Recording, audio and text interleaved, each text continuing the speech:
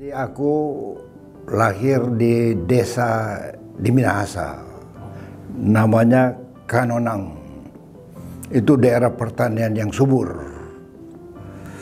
Jadi sejak kecil kita akrab dengan pertanian dan peternakan. Ya, itu. Lalu kemudian ayah saya pendeta. Jadi tapi sebagai pendeta juga bertani yang memberi contoh yang modern di tahun 50-an.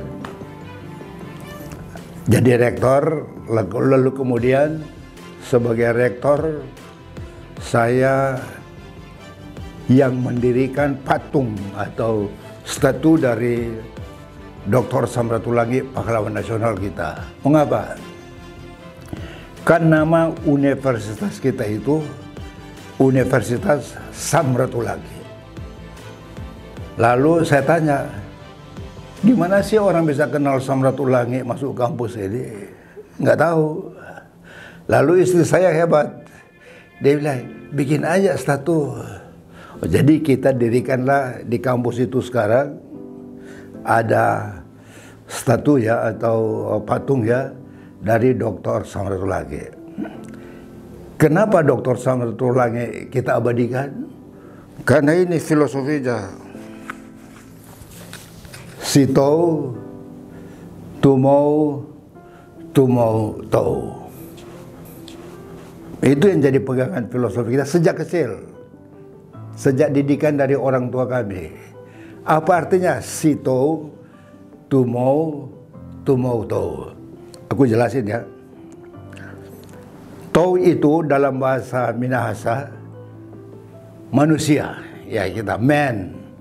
Tapi bukan hanya man secara fisik, tetapi manusia yang fisiknya kuat, ya otaknya cerdas, hatinya penuh kasih sayang. Jadi Tau itu a man of integrity. Bukan cuma manusia biasa, tapi manusia yang berpendidikan, cerdas, tapi punya juga karakter yang mumpuni, yang disenangi, berintegritas. Si Tau, jadi Tau itu artinya, baru bahasanya apa? Timo. Manusia itu hidup kan, Timo itu. Tapi with a purpose. Dia bukan hidup hanya untuk dirinya sendiri, tapi dia punya responsibility. Dia punya tanggung jawab. Dia punya responsibility bukan hanya dalam pengertian economic man, cari duit, tidak. Duit itu perlu, tapi bukan yang terutama. Jadi purpose-nya yaitu menghidupkan orang lain. Kalau kita hidup, kita harus menjadi berkat bagi sesama.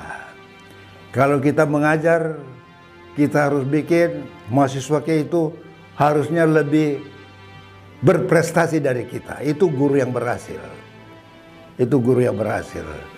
Kalau kita sebagai orang tua, sebagai ayah, sebagai ibu, kita harus membuat anak kita itu bukan hanya kuat, cerdas, penuh kasih sayang, berintegritas, tapi juga punya karakter yang bisa menjadi saluran berkat bagi orang lain.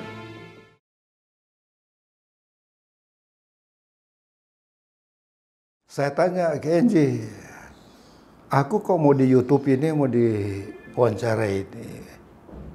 Oh Pak, aku nggak tahu apa yang aku mau bilang. Kasihlah temanya. Temanya yaitu dia berikan, dia kasih ke saya. Temanya, Papi kecewa, tapi tetap mengasihi Enji. Nah, itu judul.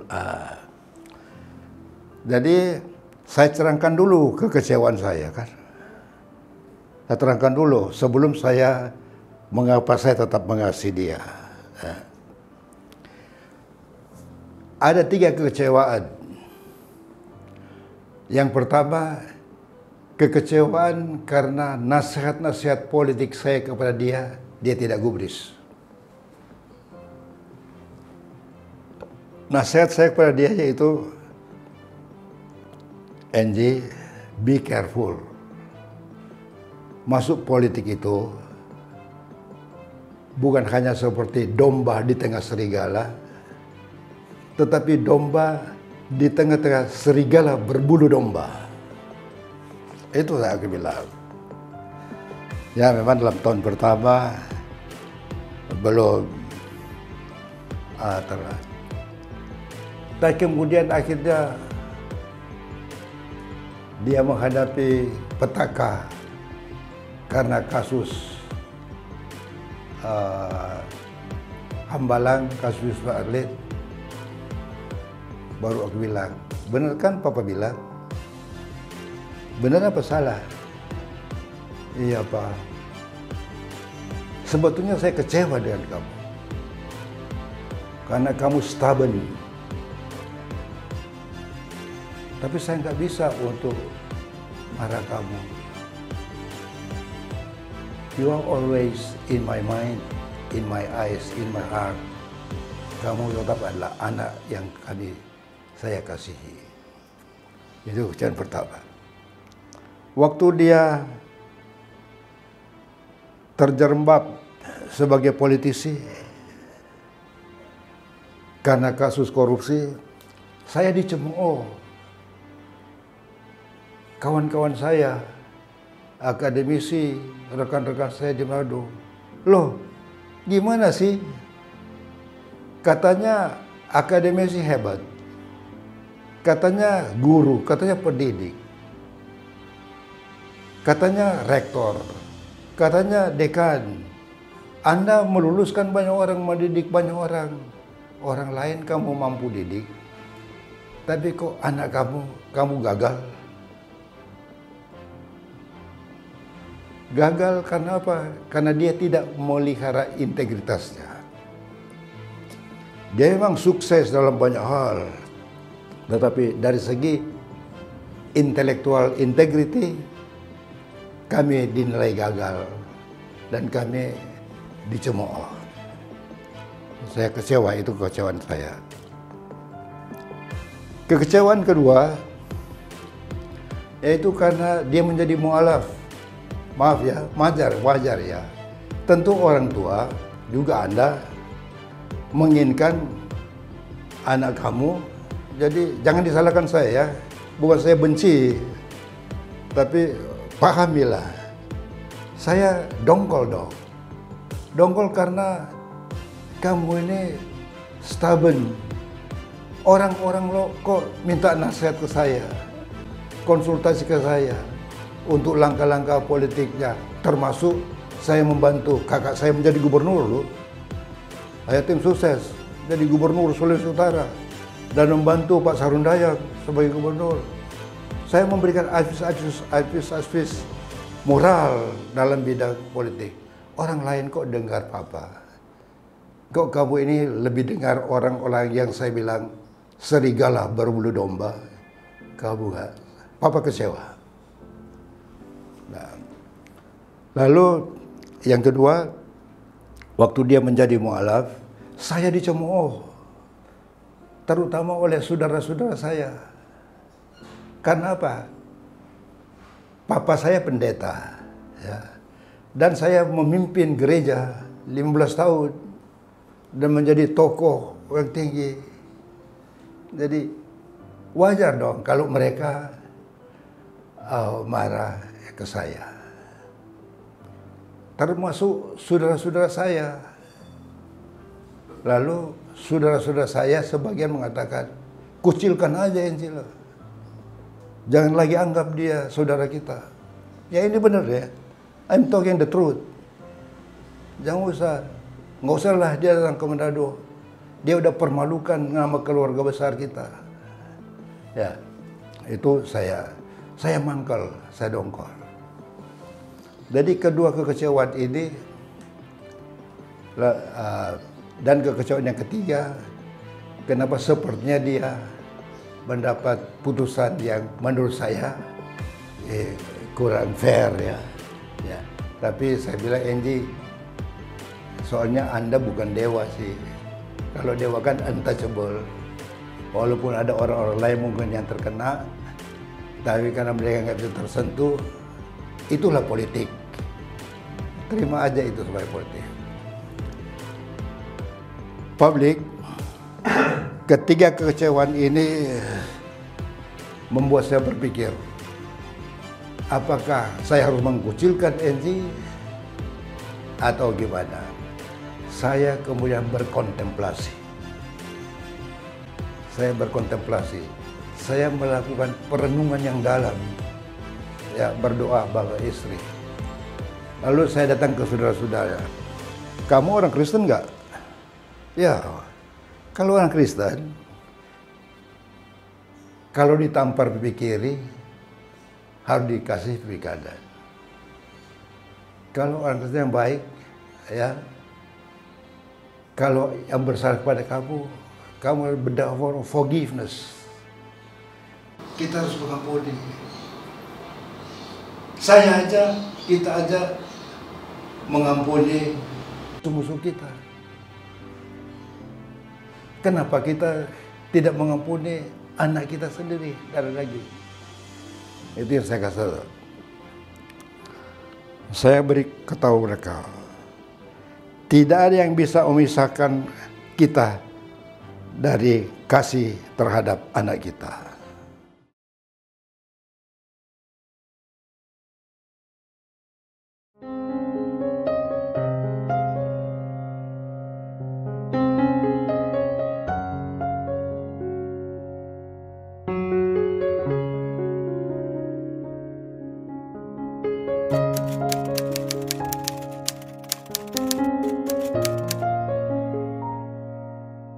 Bersyukur banget.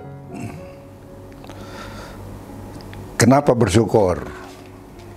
Nggak mudah itu lewatin 50 tahun. Kalau kita lihat ya, banyak teman-teman kita, ada 10 tahun menikah udah cerai, atau udah pincang, ada yang 20 tahun, 25 tahun, mereka rayakan kawin perak. Kalau di Manado kawin perak, pesta, 25 tahun. Nah ini bisa 50 tahun, wah bersyukur banget, luar biasa. Masih rukun, istri masih sehat, saya masih sehat. Padahal umur aku udah mau 78 tahun ya. Kalau rumah tangga itu kan selalu ada badai topan gelombang ya. Baik dari internal karena perbedaan pendapat maupun karena pengaruh-pengaruh godaan-godaan eksternal kan. Nah, kita berhasil lewati itu, tetap bertahan. Seringkali pernah mau cerai, ya karena aku mau gini dia mau gitu, tapi akhirnya kita hanya bisa berdebat, tapi kembali lagi saling pelukan gitu. Aku mau ini, dia mau itu, aku mau ke sana, istri mau ke situ, tapi akhirnya bisa sampai punya 2 anak ya. Yang pertama Frankie yang lahir di Manado, dan kedua Angie yang lahir di Australia. Nah, kita kan menikah itu tahun berapa ya? 22 April 1972. Jadi pas 22 April 2022 itu genap 50 tahun. Karena ini suatu momen yang luar biasa, sangat disyukuri, maka dia disebut Golden Wedding Anniversary, ya, Golden Wedding Anniversary. Kami rayakan itu, juga anak-anak, terutama Angie, sangat mendukung, mensupport itu. Karena apa? 50 tahun perkawinan kami 22 April 2022 itu ada yang sangat spesifik. Yang sangat spesifik yaitu kehadiran Angie, ya. Sesudah bebas selama 10 tahun. Kita rayakan ulang tahun, dia nggak ada. Kita rayakan kawin 40 tahun, dia nggak ada. Tapi sekarang satu hal yang sangat-sangat spektakuler, luar biasa, yaitu acara kawin mas kami, Angie ada, ya. Dan saudara-saudara dari mana-mana itu, walaupun secara real sulit hadir karena masih pandemi waktu itu, dan juga karena biaya dari Manado ke sini, tapi itu ternyata bisa dilaksanakan melalui webinar, ya, melalui seminar. Jadi dengan memanfaatkan teknologi itu.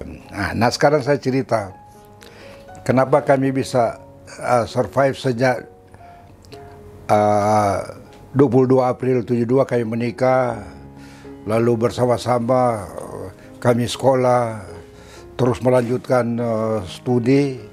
Waktu itu aku udah insinyur sih waktu menikah, tapi sudah itu masih harus melanjutkan ke Bogor, ya. Ke Bogor, dari Bogor harus ke Australia, ya. Itu berdua terus itu dengan anak istri yang nah ini semua badai topan gelombang yang dilewati, dan kami bersyukur karena sampai kami nyanyikan You Raise Me Up from the Stormy Sea, bahwa Tuhan itu mengangkat kita di dalam badai topan gelombang perjalanan hidup rumah tangga. Selama banyak teman-teman saya di Unsad itu udah pincang, maksudnya apa tinggal istri, apa tinggal suami, sehingga mereka waktu mendengar kami itu bisa ulang tahun perkawinan 50 tahun, mereka menyatakan kekaguman mereka, ucapan selamat mereka, dan mereka katakan, Pak Luki dan Ibu Kartini harus benar-benar bersyukur karena dalam perkawinan 50 tahun melampaui badai topan global, tetapi meniti banyak prestasi-prestasi, ya. Prestasi-prestasi di dalam kehidupan keluarga. Dan prestasi-prestasi itu menjadi dosen, menjadi dekan, menjadi guru besar, sampai menjadi rektor. Itu bukan karena hanya saya, tapi istri itu memang a wind beneath my wings, ya. I love you, Luki Sondak. I love you very much until the end of life.